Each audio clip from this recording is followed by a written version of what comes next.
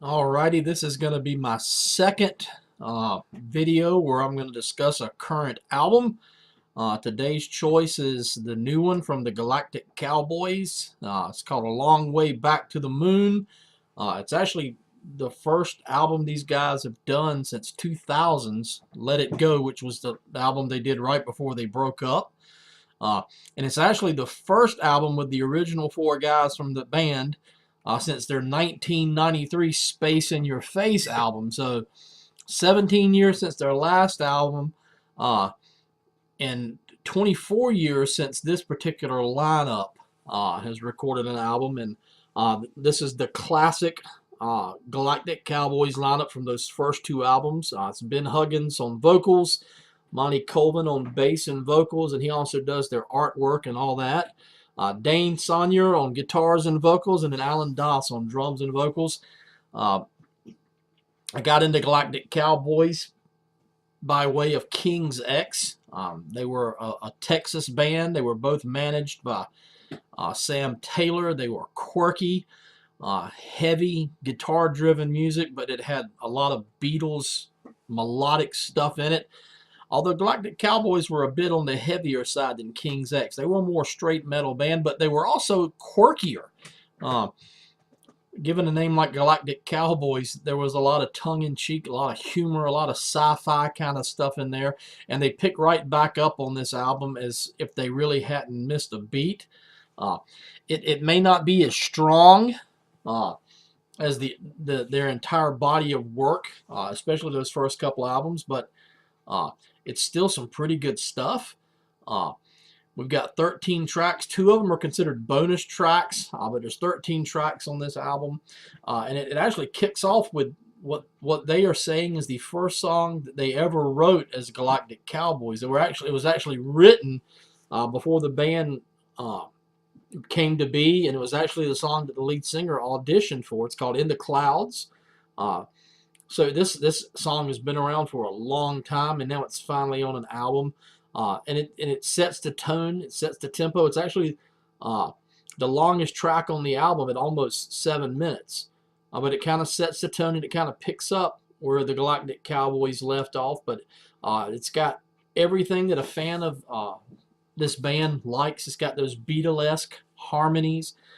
This one's kind of got a heavy, plodding kind of tempo with a really cool breakdown. And then Monty Colvin's got those distorted bass lines that he's known for. There is a pretty cool guitar solo. It's kind of understated, but it fits the mood of the song. And then there's like this really frenetic build-up towards the end.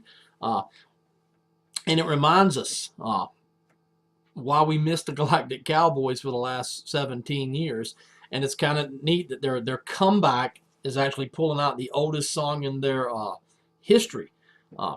The next track is Internal Masquerade, is one of the singles that's released, if you even want to call them singles these days. But it's kind of a galloping song. It's more traditional metal in the verses, but then those choruses have these Beatlesque harmonies and the melody. The lyrics are kind of introspective with a spiritual vibe. The Galactic Cowboys, they're not a Christian band per se, but the members of the band have Christian beliefs, and that comes across in their lyrics. It's not straight up preaching kind of stuff. And then when Monty Colvin doing background vocals and sometimes lead vocals with the two of those guys switching off, it's really similar to what you hear in King's X. And musically, this song is really similar. It's a really cool contrast between these metal verses and this really poppy Beatles kind of chorus. The next track, Blood in My Eyes, probably sounds the least like Galactic Cowboys. It's more of a modern new metal kind of thing, almost a rap metal kind of thing. I kind of think of Disturbed when I hear this. But even when it tries to go off into a straight metal vibe, these Beatlesque hooks and harmonies jump back in and keep it from going straight off into the metal or the new metal thing. And in this one, this Blood in My Eyes track, you can hear these 3 guys locking into a groove. The production is really stripped down. It's kind of organic, almost muddy in places, but it's not overly produced. The next track, Next Joke, is kind of one of the things the Galactic Cowboys are known for is their lyrics sometimes are humorous, they're cynical, This one's kind of got a punky vibe to it. The verses are kind of quirky. Ben Huggins' voice, he's not the greatest singer in the world, but his voice fits the music, and it's really powerful. Although you wouldn't listen to him and go, man, he's just an incredible singer. It really works for what he's doing. And especially with Monty and whoever else is doing background vocals blending together. I love the midsection change up where the tempo changes. And even though the guitar solo is not like a shred fest, it's perfect for this song. These guys are really good musicians. And you could hear it on these tracks, even though it's kind of stripped down. Zombies is next. It's kind of a love story set in a zombie apocalypse. You've got this really crazy bass riff, and the drums are just pounding away. And you've got that Galactic Cowboys kind of quirky sense of humor. And once again, there's this balance between metal and power pop, and they kind of drift back and forth between the two with relative ease. 1 minute they're a straight metal band, and then the next minute there's just power pop band, and there's all these cool, tasty guitar riffs and bass licks and vocal harmonies and cool drum things. And Zombies is one of my favorite tracks on the album. Drama is a more kind of a poppy song. It's almost it's poppy with a metal edge. I was sitting there trying to figure out how to describe this song, and it's almost like Cheap Trick filtered through Anthrax, or vice versa, if you can kind of imagine that. When it's metal, and when it's power pop, it's straight up power pop. My favorite track so far is Am, Is, Or Was. It's all written as one word.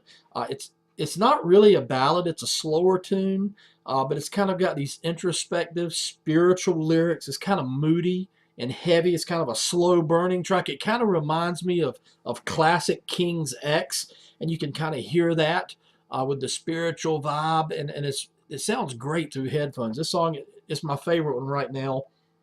Hate Me is kind of a more modern kind of deal.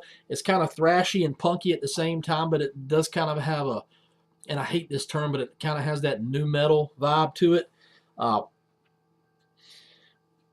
And like I said, every time you think they're going to go straight metal on you, they just come out of left field with these melodies and these harmonies. They keep the Beatles and the pop stuff in there to keep them from being a straight metal band, but they're metal enough to keep them from being a straight pop band. But they do a really good job of balancing the two. Next up is Losing Ourselves. It's a mid-tempo kind of driving beat. The bass and the guitar double the riff. And once again, I've said it now 3 or 4 times, but every time you think they're going to go straight up metal on you, they just turn into the Beatles. And it keeps it musically interesting. And this one's got a really cool guitar solo in it. I really like it. Agenda's kind of more the same. Nothing really jumps out at me about that track. It just kind of keeps up and follows along with what you've heard. Long Way Back to the Moon starts out with this really trippy bass line. And it's probably, outside of In the Clouds, is the closest thing to classic Galactic Cowboys. Monty Colvin actually takes lead vocals on this. His voice is a lot like Ty Tabor from King's X. So this one's kind of got a classic Galactic Cowboys, kind of a King's X vibe. And it keeps up with the space cowboy thing. It actually even mentions he once had a ranch on Mars, which harkens back to one of their classic tunes. And then you have 2 bonus tracks on here. Believing the Hype is the first of them.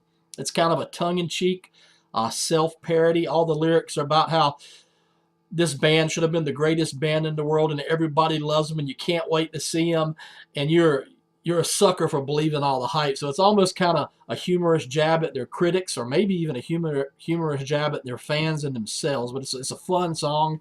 And then the last one is Say Goodbye to Utopia, and it's kind of another classic Galactic Cowboys driving heavy metal song with like twisted guitar riffs and really tight harmonies, and it's got several tempo changes. It's got more of Monty Colvin's distorted bass rocking out in there, and then a really killer solo, probably the most heavy metal type solo on this record. And it closes out the album on a really, really cool vibe.